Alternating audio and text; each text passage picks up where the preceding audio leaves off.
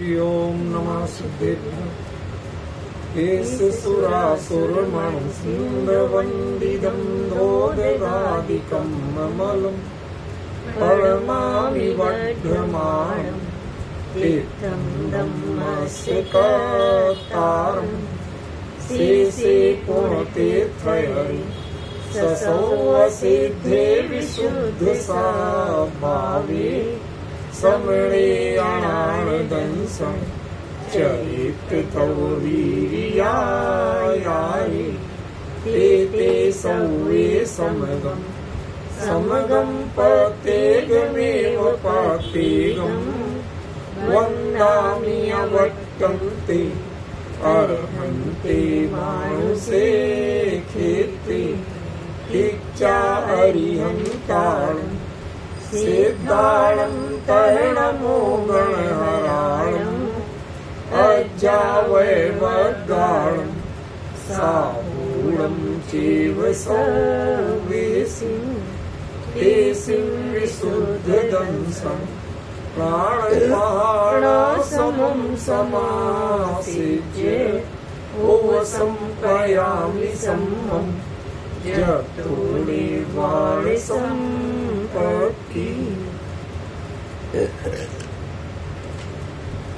प्रवचन सार परमाणु ज्ञान तत्व प्रज्ञापन महाधिकार गाथा 44 पृष्ठ 76।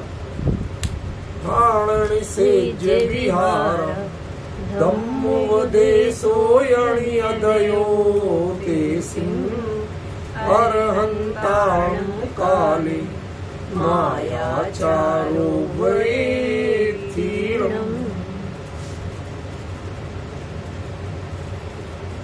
अर्यंताणम काले अर्यंत अवस्था में तेसिम उनके तीर्थंकर देव के ठाण सेज्य विहारा या धम्मोपदेशो खड़े होना, बैठना, विहार करना और धर्मोपदेश होना, ये कार्य ऋणीयदयो ये उनकी नियतियां हैं, होनहार है, ऐसा होता है, इसके लिए कुछ करना नहीं पड़ता।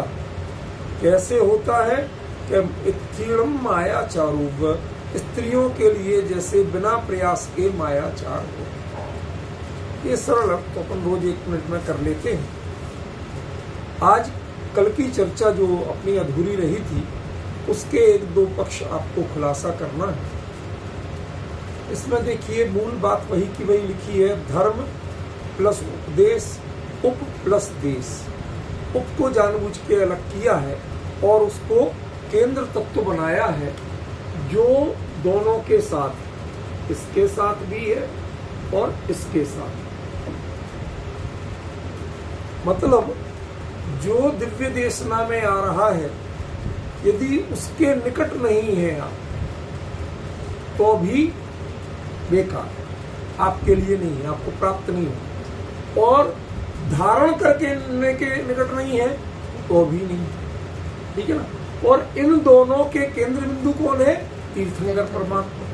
तो यदि भावों से उनके निकट नहीं है तो भी ये धर्मोपदेश कार्यकारी नहीं है। ये चर्चा अपनी हुई थी, लेकिन इसका कुछ दूसरे पक्ष से खुलासा बाकी था। तो 3 पॉइंट आपको लिखे हैं, वो नीचे से ऊपर समझाऊंगा।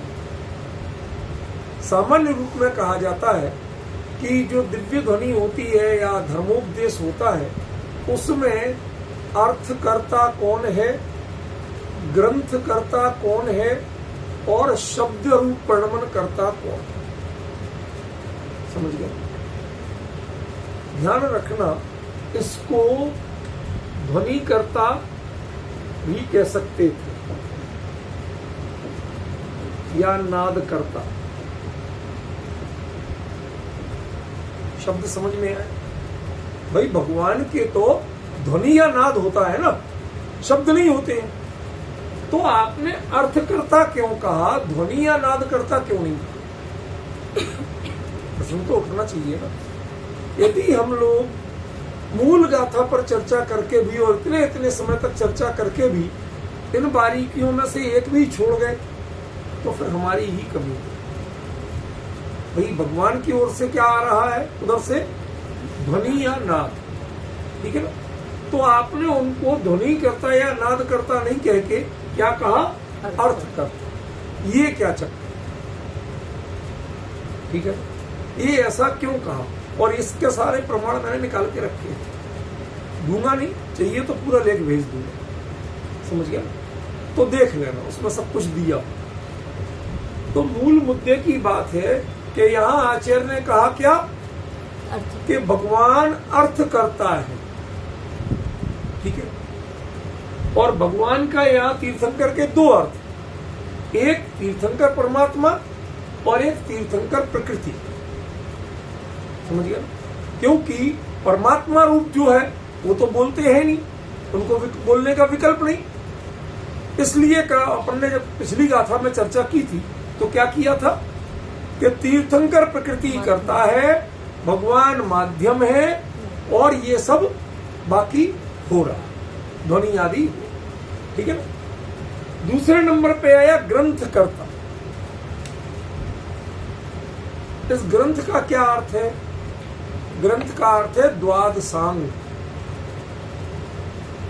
ग्रंथ का अर्थ है शब्द, पद और वाक्य, समझ गए, जिसको लिखा जाए। नाद को लिख नहीं सकता कोई, जो नाद है ना, जो ध्वनि है ना, उसे क्या लिखोगे, नहीं, समझ गए ना। तो जिसका लिखित प्रारूप बन सके, या जिसका दूसरों को बोल के, छदमस्थ लोग बोल के बताए जाए, ऐसा जो प्रारूप बने उसे कहेंगे ग्रंथ, और उसको शास्त्रीय भाषा में क्या कहेंगे, द्वादशांग। तो द्वादशांग के कर्ता वो ग्रंथ करता, वो कौन है, गणधर देव, वो तीर्थंकर परमात्मा नहीं है। ब्रह्मत पालना, द्वादशांग के कर्ता अनेकों आचार्यों ने लिखा है तीर्थंकर देव। एक दो नहीं, अभी निकाल के बता दूं, सब निकाले हुए, अनेकों आचार्यों ने लिखा। मैं आपको यही बात बताना चाहता हूं, एक बार आपसे चर्चा की थी, तीर्थंकर प्रकृति का फंक्शन क्या, कार्य क्या, मैंने बताया था अकेली दिव्य ध्वनि होना। लेकिन मूल प्राचीन ग्रंथों, बड़ी बड़ी टीकाओं में कहीं लिखा, जिसके निमित्त से पंचकल्याणक होते हैं वो तीर्थंकर प्रकृति, जिसके निमित्त से समासरण आदि की रचना होती है वो तीर्थंकर प्रकृति, जिसके निमित्त से 100 इंद्रा के नमस्कार करते हैं वो तीर्थंकर प्रकृति, जिसके निमित्त से भगवान आकाश गमन आदि करते हैं, सूर्य पुष्प वृष्टि आदि होती है, वो तीर्थंकर प्रकृति। दुनिया भर की परिभाषाएं, लेकिन एकाध की समीक्षा करके बताऊं तो आपको बाकी की असलियत, सारे चावल टटोलने की जरूरत तो नहीं है ना, एक चावल निकाल के बता दूं काम चल जाए। आचार्य समंत भद्र क्या लिखते हैं, देवागम न भूयान चामरादि विभूतया, देव आना, 100 इंद्र आना, नभोयान आकाश में गमन करना, छत्र चमर भामंडल आदि दिव्य विभूतियां होना, कहते माया विश्वपि दृश्यन्ते, ये काम तो मायावियों में भी देखे जा सकते हैं। तो जो मायावियों के हो सकते हैं वो काम तीर्थंकर के कैसे हो जाए। तीर्थंकर प्रकृति वो काम क्यों करेगी, जो काम राग द्वेष, समझ दिया, रागादि मत्सुसा, जो रागादिमान देव आदि हैं वो जो काम कर सकते हैं, उसके लिए तीर्थंकर प्रकृति की जरूरत क्या है, समझ गए। तो ये तय है कि ये तीर्थंकर प्रकृति का काम ग्रंथ करना भी नहीं, ये गणधर देव का काम, ठीक है ना। और ध्वनि को शब्द या भाषा के रूप में परिवर्तित करना, 10 अष्ट महाभाषा समेत लघु भाषा 7 शतक सुचेत, ये जो करना, ये है मागध जाति के देवों का काम, ये गणधर का काम भी नहीं। क्यों, क्योंकि जो द्वादशांग लिखे जाते हैं वो मात्र एक प्राकृत भाषा में लिखे जाते हैं, न उसमें 18 महाभाषाएं होती हैं, न 700 लघु भाषा। समझ में आया? ये बड़ी महत्वपूर्ण बात बता रहा हूं। क्यों, चलो आपको रहस्य खोले क्यों कह रहा हूं। थोड़ी कुछ बाहरी चीजें भी तो जानना चाहिए, इससे किसी के धोखे में नहीं आओ। एक कुछ प्राचीन ग्रंथ मिलता है, उसका नाम है श्री भूवलय। नाम सुना हो नहीं सुना हो। उसमें जैसे जो छपा है पूरा, अब आप उल्टा पढ़ो तो दूसरा अर्थ, सीधा पढ़ो दूसरा अर्थ, ऐसे क्रॉस करके एक एक शब्द मिला, अक्षर मिला के पढ़ो तो दूसरा अर्थ, उधर पढ़ो दूसरा, खड़ी खड़ी लाइनें बीच में से पढ़ने लगो तो अलग भाषा बनेगी, आड़ी लाइनें पढ़ो तो अलग भाषा बनेगी, गोलाकार में पढ़ो तो अलग दुनिया भर के हैं। और ये सब खेल किसके हैं? लोग कहते हैं देखो साहब ये दिव्य ध्वनि का प्रतीक है, सारी भाषाएं से। सब कुछ नहीं है, ये क्षयोपशम का चमत्कार।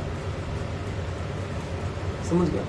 वो द्वादशांग का प्रतीक नहीं है, उसमें द्वादशांग की एक बात नहीं, वो क्षुद्र क्षयोपशम का चमत्कार है।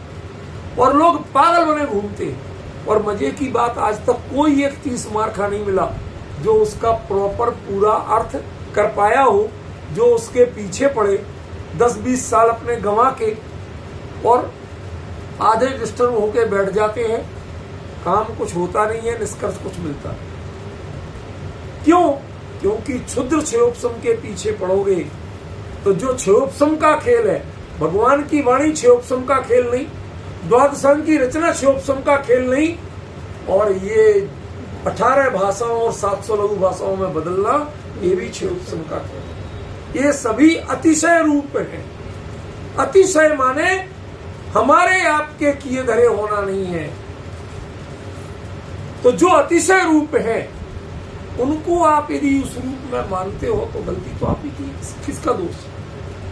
कल में तो ये जो 18 भाषा और 700 लघु भाषा रूप में कहे जाते हैं, उसके कर्ता कौन है? ये आज अच्छी तरह जान लो, भ्रम निकल जाएगा। उसके कर्ता मागध जाति के देव हैं। तीर्थंकर उसके कर्ता नहीं है।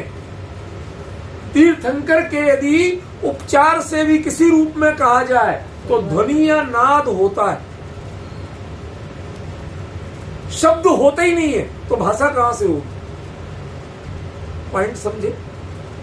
विजय जी जरा सीख लेना, 2 दिन आप एब्सेंट लग गई आपकी, 2 दिन की।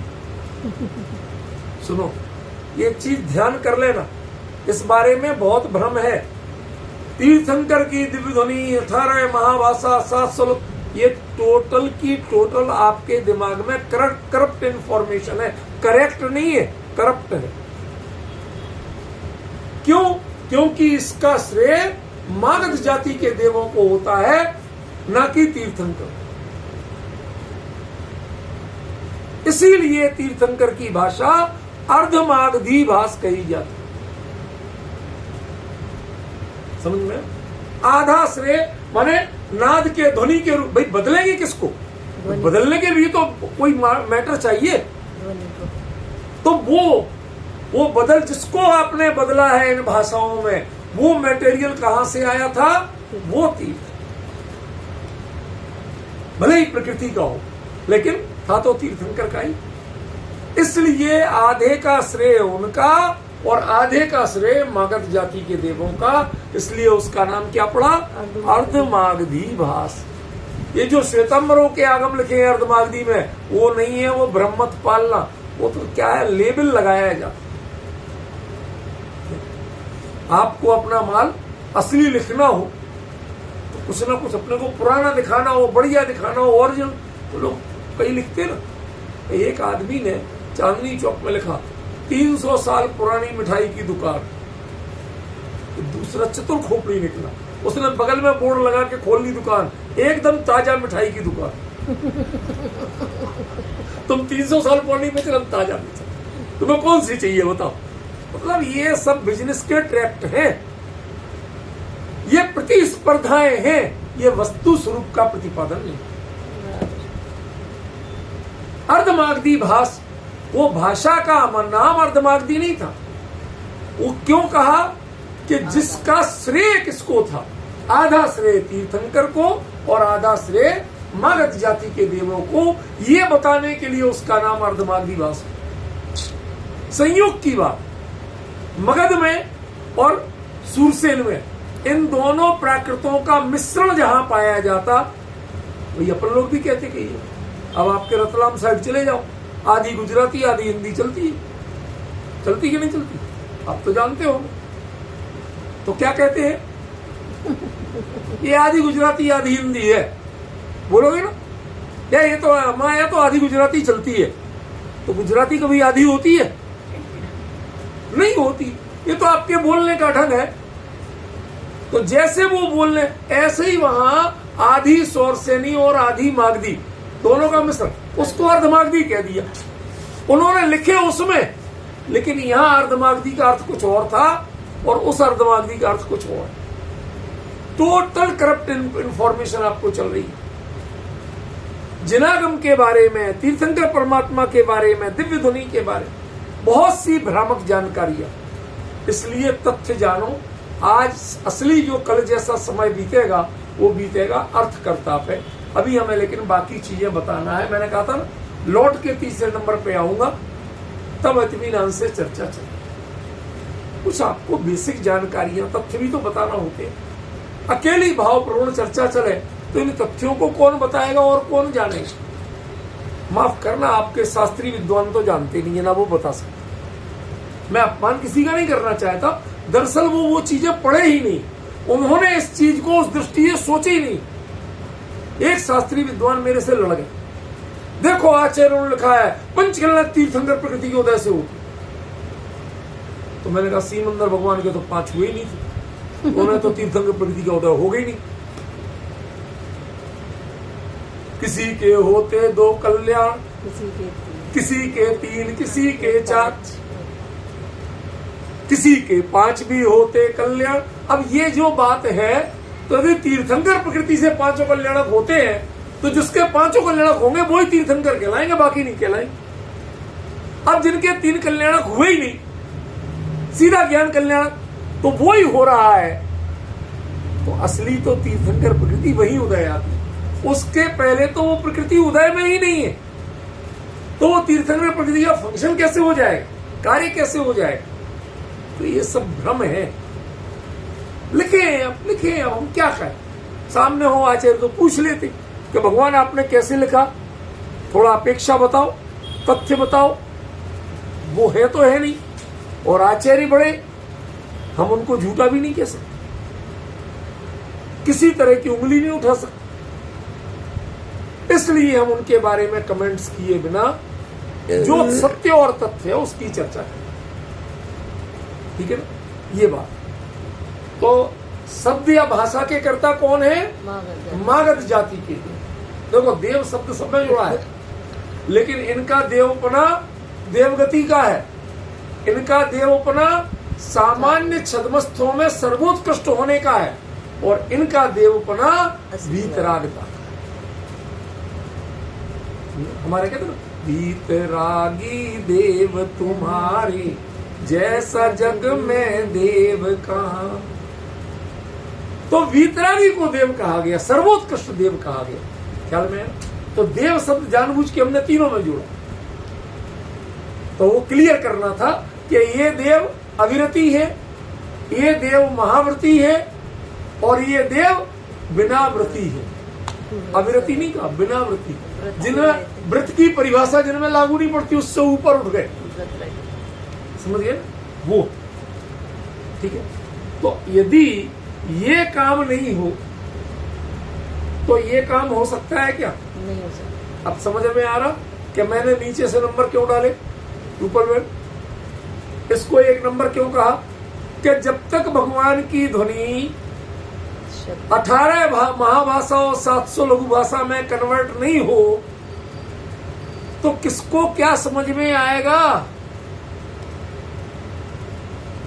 समझ रहे हैं? और जब समझ में ही नहीं है, सुना ही नहीं दिया, समझ में ही नहीं आया, तो फिर जब हमें आपको नहीं आएगा तो गणधर देव, भले ही उनकी अचिंत्य क्षमता है, लेकिन शब्द का सहारा तो उनको भी चाहिए, क्योंकि जिसे ग्रंथ करना है, जिसे हम ग्रंथ कहते हैं, वो शब्द और वाक्य के बिना बनते नहीं। ख्याल में आपने लिखा ना कि आचा पहलो आचा रंग बखानो, कितने पद प्रमाणो, दूजा समवायंग, उसके पद अलग लिखे। तो ये जो पद क्या है, शब्दों से ही तो पद बनते हैं। तो जब शब्द ही नहीं बनेंगे, पद ही नहीं बनेंगे, वाक्य नहीं बनेंगे, तो ग्रंथ कहां से बने। इसीलिए ग्रंथ के बारे में कहा जाता है अक्षर पयत्थहीनम मत्ताहीनम च जम्मये भणियम। पढ़ते हो रोज, अक्षर पद मात्रा से दूषित जो कुछ कहा गया मुझसे, क्षमा करो प्रभु सो सब करुणा, करी पुनि छुड़ाऊ भक्त। ये पढ़ते क्यों? क्या एक अक्षर भी कम करके नहीं पढ़ना, मात्रा भी इधर की उधर करके नहीं पढ़ना। क्यों? क्योंकि ये ग्रंथ है और इसके कर्ता गणधर देव।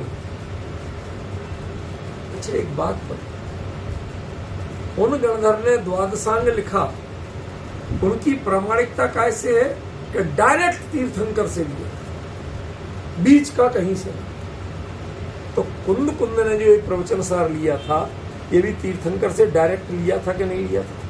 लिया। तो इसमें मैं एक मात्रा का परिवर्तन कैसे स्वीकार कर, जो उन्होंने लिखा है एक एक की सार्थकता हमें विचारना होगी, उसमें परिवर्तन करने की छूट नहीं है। क्या ऊपर आचार्य कुछ कह रहे, नीचे आप कुछ कह रहे, ये नीचे समझ में। तो जो शब्द करता है, वाक्य करता है, भाषा करता है, वो नितांत छद्मस्त अविरत है। लेकिन इन इतना कर दिया,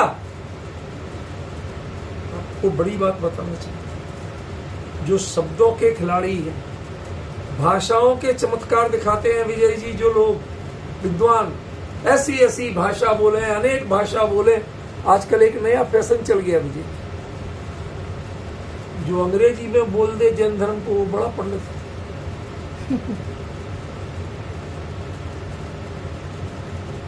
असल में उसे अंग्रेजी भी आती प्लेटफॉर्म लेवल की एवरेज, वो अंग्रेजी का असल विद्वान नहीं है।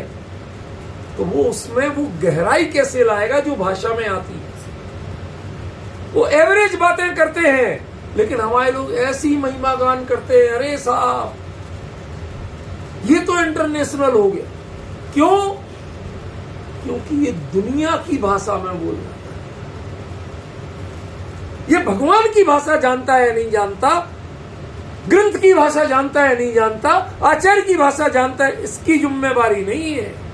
इससे हमें महिमा नहीं आती। हमें महिमा आती है कि फिरंगियों की भाषा जानता कि नहीं।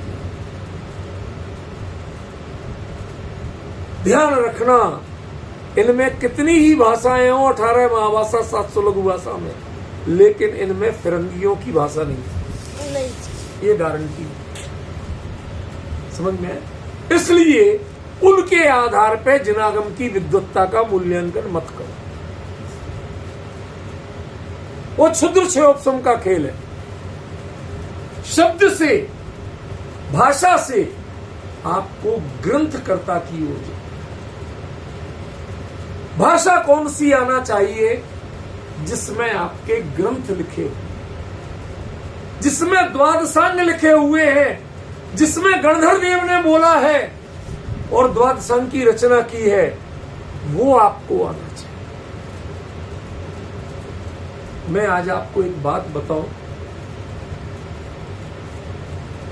नाम लेके जरूर बता रहा हूं, पर इसको अपप्रचार मत करना।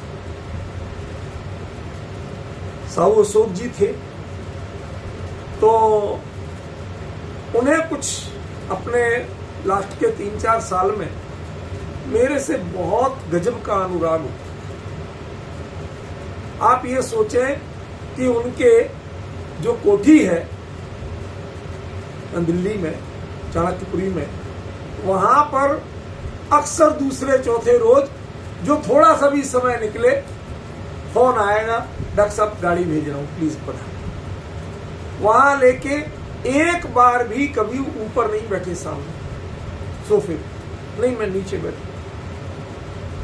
और दोनों बच्चों को, समीर को और दूसरे विनीत को नीचे बिठाएंगे, बहू वगैरह को नीचे बिठाएंगे, इंदू जी भी नीचे बैठती थी और सब उस चर्चा को सुनते थे, घंटे आध घंटे जितनी भी चलती थी। एक दिन ये अभिषेक मनु सिंह भी है ना, इनके पिताजी लक्ष्मीमल सिंह भी प्रख्यात वकील, वो सब आते थे उनके यहाँ, तो वो आए हुए थे। तो बात बात में, अब बड़े वकील थे तो वो कुछ इंग्लिश में बोलने लगे। तो मैंने कहा साहब ऐसा है, मैं तो हिंदी में आप जैसे बोलो, जितना समझूंगा हिंदी में उत्तर दूंगा। तो लक्ष्मीमल सिंह जी ने एक बात कही थी जो मेरे मन को छू। कहते आप हिंदी में बोलो, किसी में बोलो, हमारे भगवान की और गणधर की भाषा में बोलना जानते हो, हम तो आपको इसलिए पूछते। आप हमारी इंग्लिश में बोल दोगे तो हम बड़ा नहीं मानेंगे आप। भगवान ने क्या कहा और क्या गणधर देव ने लिखा, उसको पढ़ना, उसको समझना और उसका एक एक अक्षर मात्रा से व्याख्यान करना आता है तो हम आपको बड़ा। हमारे जिन शासन में पूज्यता उसकी, मतलब भले ही वो दुनियादारी के हों, लेकिन उन्होंने इस बात की बहुत विनय की थी। आज लोग हमसे बार बार कहते हैं कि साहब आप नीचे गद्दी लगा के ऐसे ही बैठ के क्यों कहते हैं, सब लोग तो कुर्सियों पे करने लगे, टेबलों पे करने लगे। तो मैंने साहू जी से यही पूछा, हमने कहा बाबू जी, ऐसे ही बोलता था उनसे, लेकिन बाबू जी सामने सुनो। कहते नहीं, आप भगवान की वाणी हमें सुनाने आए हैं, आप बैठेंगे उधर और हम नीचे बैठेंगे पालथी लगा के। नहीं बाबू जी, आपके कमर में दर्द रहता, कोई सहारा नहीं लूंगा, संसार के लोगों की बात सुनने के लिए सहारा लूंगा, लेकिन भगवान की वाणी सुनने के लिए मुझे कोई सहारा नहीं चाहिए, मैं पूरी विनय से बैठ के सुन। मतलब अभी इनसे बड़े लोग तो यहाँ 30 मार्का दिखते नहीं है समाज में, जो अपने आप को बड़ा बताने के लिए दुनिया भर के आसन और उन सबका प्रयोग करने लगे हैं। इसकी मर्यादा है कुछ, इसकी विनय है, आपको पता नहीं है। जो आगम ग्रंथ के पाठन के लिए ये आसन वस्त्र की शुद्धि, समय की शुद्धि, चित्त की शुद्धि, ये सब नहीं हो, कोई भी ऐसा योग हो कि चित्त विकृत हो सकता है, तो उस समय आगम ग्रंथ पढ़ना, आचार्यों के मूल ग्रंथ पढ़ना मना है। यदि आप शांत बैठ के नहीं पढ़ सकते हैं तो आपको ये ग्रंथ पढ़ना मना है। सामान्य किताबें, टीकाएं इधर उधर खूब पढ़ो, लेकिन मूल ग्रंथ पढ़ना है तो उसके लिए पूरी सावधानी ही चाहिए। जब आप पहले महिमा करते हैं 18 भाषाएं, वो नरसिम्हा राव जी थे ना प्रधानमंत्री जी ने पहले, पीवी नरसिम्हा राव, तो वो 17 भाषाएं बोलना जानते थे विश्व, धारा प्रवाह बोले। तो एक जगह ऐसी मुलाकात हुई राजस्थान यूनिवर्सिटी में, तो बातचीत में वो बोले, कहते यार जर्मन मैंने इतनी पढ़ी, जर्मन के स्कॉलर्स को इतना पढ़ा, तुमने जो प्रश्न पूछे जर्मन स्कॉलर्स से उसके बारे में तो मुझे भी पता नहीं था। वहां कहा कि आपकी आवश्यकता राजधानी में है, कहा जयपुर में पढ़े हो। आज आपको रहस्य खोल रहा हूं कि उन्होंने स्पेशल पोस्ट बनवाई और उसके कारण मैं यहां दिल्ली आया। तो असल में किसकी कीमत करना, हम लोग भाषा ज्ञान पे मोहित हो जाते हैं। वो कहते भाषा ज्ञान महत्वपूर्ण नहीं है, उस विषय की गहराई कितनी आती है वो महत्व। और वो गहराई कहां आती है? ग्रंथ में। भाषा अलग चीज है और ग्रंथ अलग चीज। भाषा स्थूल चमत्कार है, नितांत वृत्तियों का चमत्कार है भाषा, लेकिन जब तक आप विरत बने, पापों से दूर, विषय कषाय से दूर और जिनवाणी और धर्म के पास नहीं बैठेंगे, तब तक वो ग्रंथ नहीं बनते। आज कीमत है, वो एक कोई घूमते हैं तो वो फूलचंद नाम से, फूलचंद प्रेमी की बात नहीं कर रहा हूं, वो अलग है, एक अलग, वो कोई बनते, जिस देश में जाए वहां की भाषा हम सीख लेते, उतरते। अरे भैया ये चमत्कार, ये ड्रामे मत दिखाओ। ये तत्व ज्ञान नहीं है, ये जिनवाणी नहीं है, ये ग्रंथ नहीं है, ये क्षुद्र क्षयोप्स। कोई कीमत नहीं है जिन शासन में इसकी, इतनी भी कीमत नहीं है।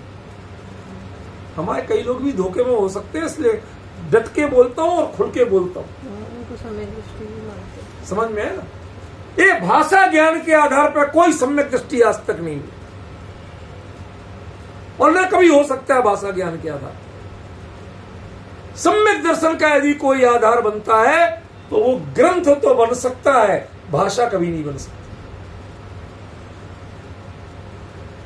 समझ में? तो दूसरे लेवल पे ग्रंथकर्ता, और ग्रंथकर्ता माने गणधर देव। वो द्वादशांग की रचना तो वो करते हैं, लेकिन द्वादशांग से बहुत ऊपर होते।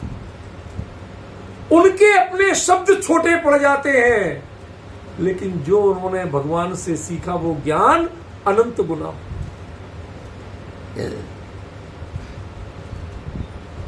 तो शब्द से ग्रंथ महान और ग्रंथ से अर्थ महान। गणधर देव भी हाथ जोड़ करके विनय पूर्वक जब वंदना करते हैं, भाव वंदना, अभिभूत होते हैं वीतराग प्रभु के प्रति, तो क्यों? शब्दों का ग्रंथ तो उन्होंने बना लिया था, लेकिन ग्रंथ में से यदि अर्थ निकल जाए तो क्या करेंगे इस ग्रंथ का? क्या करेंगे इस ग्रंथ का? अर्थ ही चला गया। समझ रहे? इसलिए तीसरे सबसे प्रमुख जो हैं वो कौन है? तीर्थंकर देव या तीर्थंकर प्रकृति, कुछ भी कहो, वो क्या है? अर्थकर्ता। अब इसका अर्थ समझ में आया, इसलिए मैंने ये विषय छेड़ा। तीसरा क्या है? अर्थकर्ता। अर्थ क्या है? अर्थ के दो अर्थ, एक मीनिंग और एक अनर्थ का उल्टा अर्थ। विजय जी, दुनिया में एक होता है अनर्थ। क्या हो गया? बड़ा अनर्थ हो गया, सब नुकसान हो गया, घाटा हो गया, अहित हो गया। तो जो अहित है वो अनर्थ है, इसका मतलब जो हित है वही अर्थ है। भगवान की वाणी में, उनकी नाद में, उनकी ध्वनि में अर्थ निहित होता है, हित निहित होता है, उसमें पंडिताई निहित नहीं है। और जहां हित निहित है उसका व्याख्यान करने वाले सारे जीवन व्याख्यान करें तो भी शब्द पूरे नहीं पड़ते। बहुत साल हुए, मैं राजस्थान यूनिवर्सिटी में पढ़ता था, तो वहां एक बुक एग्जीबिशन लगी, देखने चला गया। तो वहां एक रशियन ऑथर की बुक मिली, माँ, मक्सिम गोर्की नाम था उस लेखक का, माँ नाम की बुक, वो हिंदी में भी अनुवाद था। लगा चलो ले लिया। फिर धीरे धीरे धीरे धीरे पता चला कि माँ ममता, इस पर लाखों पेज लिखे गए। अब मैं अर्थकर्ता की बात कर रहा हूं, इधर उधर के किस्से नहीं सुना रहा हूं, थोड़े गंभीर हो। क्या कहा? लाखों पेज लिखे गए कि मां क्या होती है, ममता क्या होती है। इसको समझाने के लिए दुनिया के अनेकों भाषाओं में लाखों पेज लिखे गए, लेकिन बेटा बनके मां की छाती से लग के जो मां समझ में आती है वो उन लाखों पेजों में नहीं मिलती।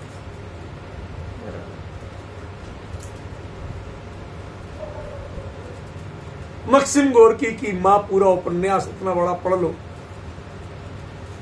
तो ममता मिल जाती है नहीं। भाई साहब, तृप्ति होती है, तसल्ली होती है। और मां अनपढ़ हो, बेटा भी अनपढ़ हो, एक शब्द नहीं जानते हो, एक भाषा नहीं जानते हो, एक वाक्य बोलना नहीं जानते हो, लेकिन जब वह मां की छाती से चिपकता है और मां उसके सिर पे हाथ फेरती है वो भी बेचारी शब्द नहीं बोल पा रही, भाव विवल हो रही, एक शब्द नहीं निकला, कुछ अस्पष्ट सी आवाज निकली। उस अस्पष्ट आवाज में वो बेटा सब कुछ समझ लेता है और सारे लोग जितना समझाते हैं वो सब उसके आगे बेकार होते, बड़े बड़े पंडित तुच्छ लगते हैं उसके आगे। क्या कहना चाहता हूं समझ में आ? एक बार उससे उप होके तो देखिए, भगवान के भी, नाद के भी और धर्म के भी, भगवान के, नाद के, देशना के और धर्म के। मैं शब्द लिख दूं, छूटा हुआ है, ये उप किस किस के होना, रूपल में 3 के उप होके देखिए, तब भगवान अर्थ करता समझ में आएंगे।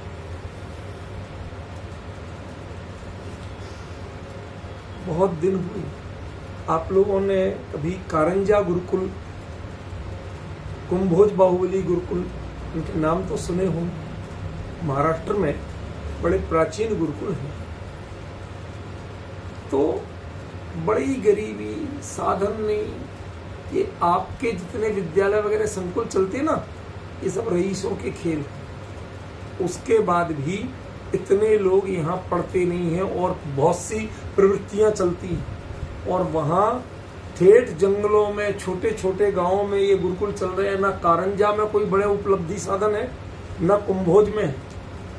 उसके बावजूद लाखों लाख लोग पढ़ चुके, दुनिया के बड़े बड़े पदों में, देश में, विदेश में अपनी धाक जमा चुके।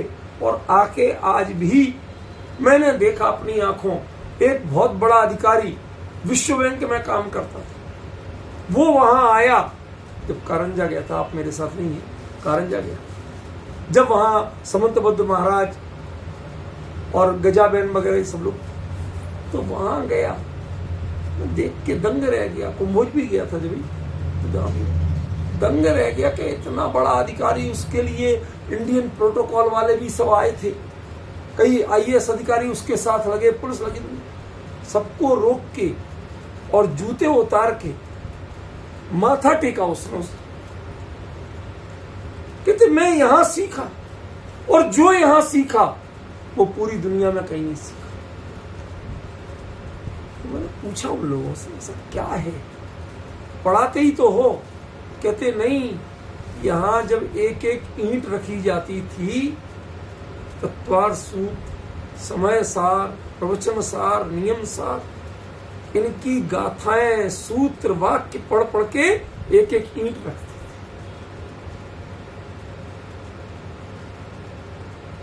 आप समझ रहे हो रूपल में क्या कह रहा हूं?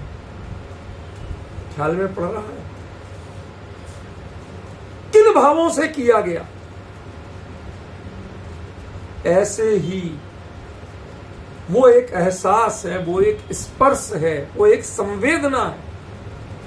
जिस संवेदना के साथ वो बने, आज भी आपके मतलब ढंग से खाने के साधन हो या नहीं हो, पहनने के साधन बच्चों के पास हो या नहीं हो, कई जगह अकेले चटाई पे सो, बांस की चटाई पे सो जाते बच्चे, कैसे भी रहते, लेकिन उसके बावजूद जिन शासन के प्रति, इस तत्व ज्ञान के प्रति वो महिमा सीखते हैं, संस्कार। समझ रहे हैं? तो हमारे लिए भगवान जब तक अर्थ करता नहीं लगेंगे, मेरा हित शब्द समझ में आए चाहे नहीं आए, भाषा समझ में आए चाहे नहीं आए, द्वादशान के पाठिया बने चाहे नहीं बने,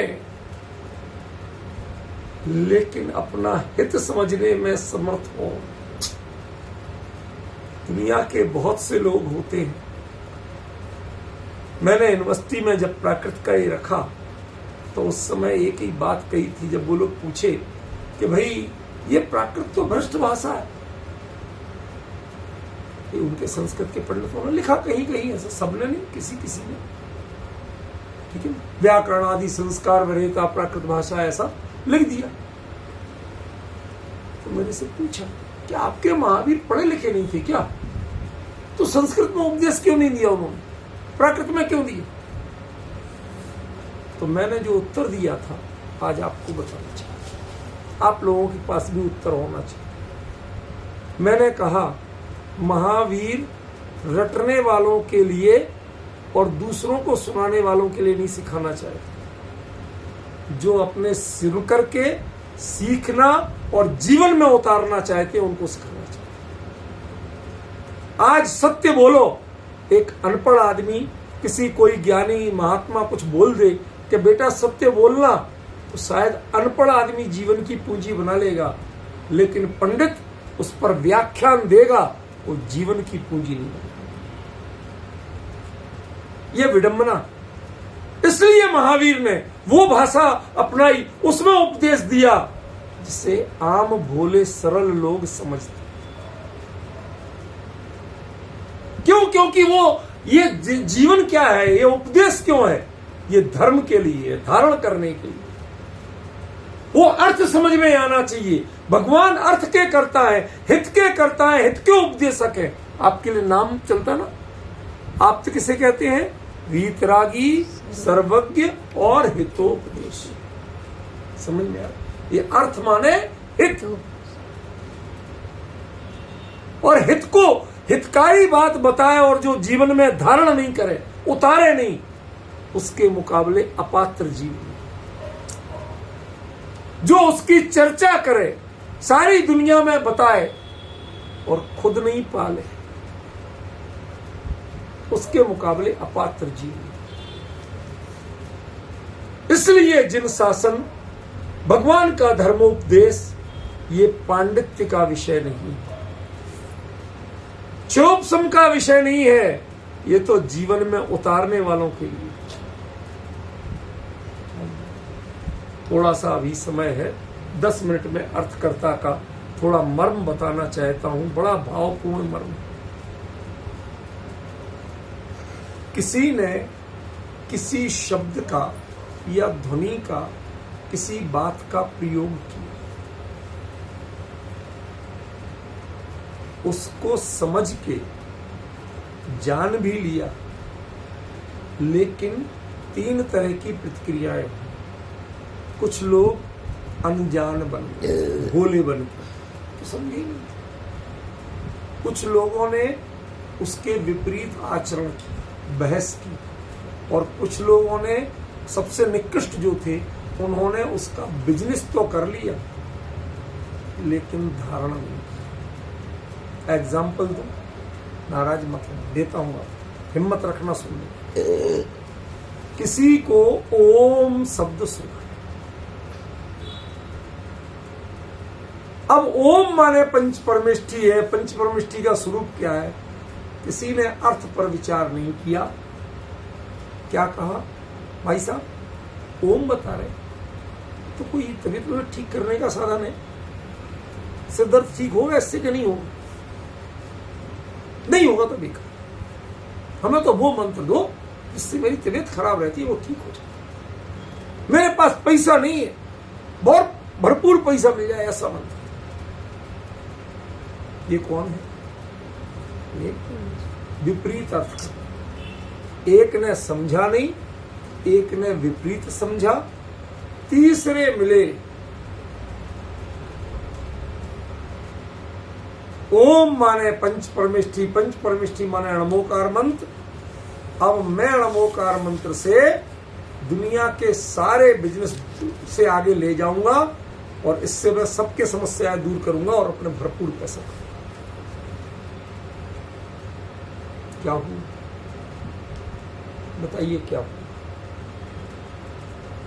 3 में सबसे निकृष्ट कौन है?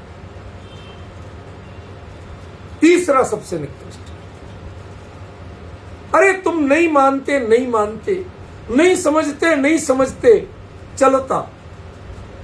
लेकिन ये तो वो हो गया कि ये कोई मॉडल ने अपने अधो वस्त्र के रूप में ओम को पहन लिया।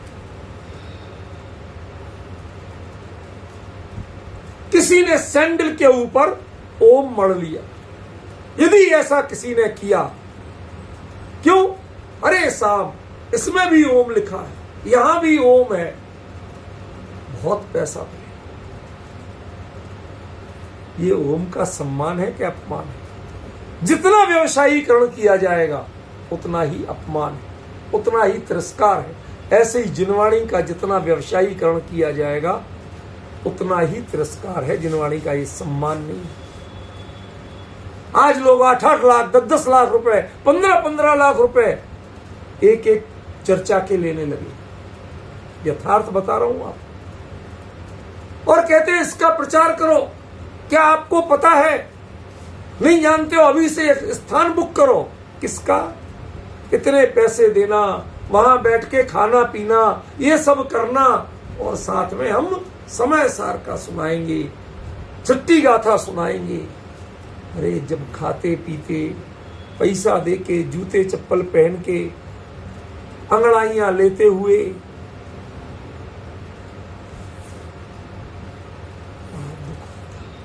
बड़ा दुख। आप शब्द में भी खेलते हुए रह गए हैं। उन्होंने तो शब्दों में 18 भाषाएं और 700 लघु भाषाओं में कन्वर्ट किया था। क्यों? कि प्राणी मात्र को समझ में आए, कोई पण दुखी ना रहे, कोई पण संसार में ना रहे। उन्होंने तो इस भाव से किया था। आपका तो उस भाव से भी नीचे गिर गया। समझ? और ये जो द्वादशांग की रचना, जिनको एक कुछ लेना देना नहीं था, पर भगवान के वचन अधिकतम बचे रहे। कहीं ऐसा ना हो कि लोगों तक पहुंच ही नहीं पाए। बात जो साक्षात नहीं ग्रहण कर पा रहे, वो परंपरा से ग्रहण कर लें। इसलिए जितना समेट सके वो समेट के द्वादशांग में ग्रथित करके रख दिया। अब वो आचार्यों के मूल वाक्य छोड़ दी। प्रवचन सार की मूल गाथाएं नहीं पढ़ी जाती हैं आज। समय सार की मूल गाथाएं नहीं पढ़ी जाती हैं। नीचे के पद्यानुवाद से पढ़े जाते। लोगों का इतना भी दुस्साहस हो गया कि समय सार और नीचे पद्यानुवाद ही नहीं लिखा, ऊपर सीधा नाम समय सार और नीचे नाम फला पंडित। कुंद कुंद का नाम गायब कर दिया। दिल्ली से फरीदाबाद में किसी ने छपाया था। मैंने कहा भैया ये क्या तमाशा? समय सार में से कलशों के अनुवाद किए आपने, कलश गायब। गाथाओं के अनुवाद किए आपने, गाथा गायब। टीकाओं के अनुवाद छापे, टीका गायब। न टीकाकार का नाम, न कलशकार का नाम, सारे नाम गायब। नाम समय सार और नीचे इतनी विडंबनाएं होने लगी। बहुत दुख। हमारे यहां ये क्रम था, इससे ऊपर बढ़ो। ग्रंथकर्ता माने सारा द्वादशांग, पूरा एक एक भाव हृदय में झलके, एक शब्द से पूरा द्वादशांग समझ में आ जाए। ये वही कुंद कुंद है जो कहते हैं कि एक जानता है वो सुत ज्ञान, वो सुत केवली है। सुदणाण माद सब्बम जम्मा सुद केवली तम्मा। एक आत्मा ही पूरा द्वादशांग का सार है। इसलिए जिसने शुद्धात्मा को जान लिया वो सुत केवली। इस अर्थ के कर्ता थे वो तीर्थंकर देव। इस अर्थ के कर्ता थी तीर्थंकर प्रकृति। कैसे बंधी थी? जैसे वो गुरुकुल का दृष्टांत दिया था ना, एक एक समय सार की गाथा पढ़ रहे, एक एक ईंट रख, पानी छने पानी से धोके, ईंट के भी हाथ जोड़ के जैसे भगवान हो। भैया हम समय सार तुम्हें पढ़ पढ़ के रख रहे हैं, और हम बचे या नहीं बचे, आगे आने वाली पीढ़ियां जो तुम्हारे अंदर बैठेंगी ना कमरों में, उनको तुम्हें समय सार के संस्कार। किन भावों से क्या होता है आगे? तीर्थंकर प्रकृति जब बनती है, 16 कारण भावनाएं भाते भाते वो बनती जाती, एक एक ईंट रखी जाती है। तीर्थंकर अपने स्वरूप में डूब जाते हैं, लीन हो जाते हैं। उपयोग बाहर नहीं आता है, लेकिन वह पुद्गल प्रकृति, जैसे वो पुद्गल ईंट थी, ऐसे वह पुद्गल प्रकृति अर्थ की कर्ता बनके मात्र हित समझाती है। वह कुछ और नहीं समझा। प्रकृति पुद्गल है, कर्मण वर्गणा पुद्गल है, लेकिन उसके उदय में जो होता है वो आत्महित समझ में आता है, किसी को और कुछ समझ में। कोई भाषा का क्षोभसम नहीं सीखता, कोई द्वार वहां समोसण में सुत केवली भी बैठे हों तो उनके लिए कोई अलग आसन नहीं हो, सामान्य। क्यों? क्योंकि यहां पर बताया जाता है कीमत तो अर्थ करता है। ये अर्थ करता क्या? अर्थ माने अपना हित। यदि आपको अपना हित समझ में नहीं आया, ट्रुपलमैन टोडरमल जी के मोक्ष मार्ग प्रकाशक को जो पढ़ा, वक्ता का स्वरूप आदि पढ़ा, श्रोता का स्वरूप पढ़ा, उससे जन धर्म का स्वरूप समझा। आप जिनवाणी की पंक्ति पढ़ो, भाषा आती हो चाहे नहीं, पंडिताई आती हो चाहे नहीं, लेकिन यदि उसमें से तुमने अपना हित निकाल लिया तो आप सबसे बड़े ज्ञानी हैं। यहां उस निष्ठा और समर्पण की कीमत है। इसका एक प्रमाण देता हूं, समय तो हो गया। हमारे यहां कहा गया कि यदि जिन बिंब अप्रतिष्ठित भी हो पर 7 महीने तक लगातार उनके प्रक्षाल, उसको पता नहीं हो करने वालों को आप प्रतिष्ठित है, वो प्रतिष्ठित मान के 7 महीने तक प्रक्षाल पूजन करे तो वो पूरी प्रतिष्ठा विधि मानी जाती है और वो प्रतिष्ठित माने जाते हैं। उसके बाद उन पर उंगली नहीं उठा सकते। और जिन बिंब में पूरी प्रतिष्ठा विधि हुई हो और 7 महीने तक कोई प्रक्षाल पूजन करने वाला नहीं हो तो उसके बाद वो अप्रतिष्ठित। प्रतिष्ठा कैसे है? प्रतिष्ठा है भाव से, अर्थ से, हित से, संस्कार से, विनय से। ये सब गायब हो जाएंगी तो प्रतिष्ठा नहीं बचेगी।